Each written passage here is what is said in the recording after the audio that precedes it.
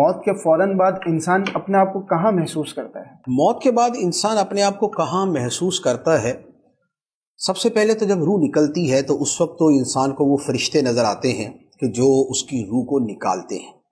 اب اگر وہ نیک ہے تو فرشتے اچھی صورت میں آتے ہیں، اگر یہ بد ہے اور اس پر اللہ تعالیٰ نے عفو کا فضل نہیں فرمایا تو پھر فرشتے اس کے پاس خوفناک صورت میں آتے ہیں۔ اچھا، نیک ہے تو پھر وہ ریشمی جو ہے وہ کفن جنت سے آتا ہے اور اس کے اندر اس کی روح کو لپیٹا جاتا ہے، اور اگر بد ہے یا معاذ اللہ کافر ہے تو اس کے لیے پھر دوسری وعیدیں ہیں۔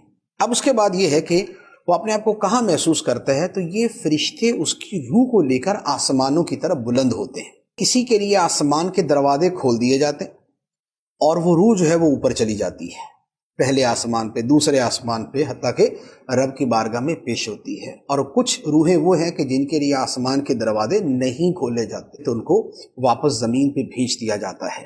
تو اس وقت کی جو کیفیت ہے وہ یہ والی ہوتی ہے۔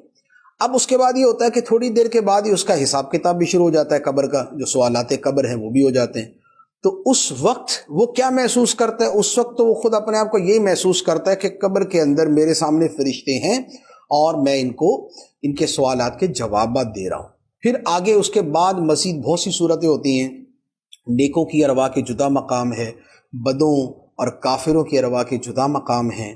نیکوں کی ارواح جو ہے وہ آب زمزم کے کنویں کے پاس، خانہ کعبہ کے ارد گرد، اور یا اعلیٰ علیین میں، اور یا اس کے علاوہ اور بہت سے مقامات ہوتے ہیں۔ شہیدوں کی روحیں جو ہے وہ عرش کے نیچے جو ہے لٹکی ہوئی قندیلیں ہیں، ان قندیلوں کے اندر ہوتی ہیں، تو وہ ایک دوسری تفصیل ہے۔ اور ادھر جو برے ہیں یا جو کفار ہیں ان کے لیے پھر مختلف مقامات بیان کیے گئے ہیں، سجین ہے، چاہے برہوت ہے، تو ان کی ارواح مختلف انداز میں فیل کرتی ہیں۔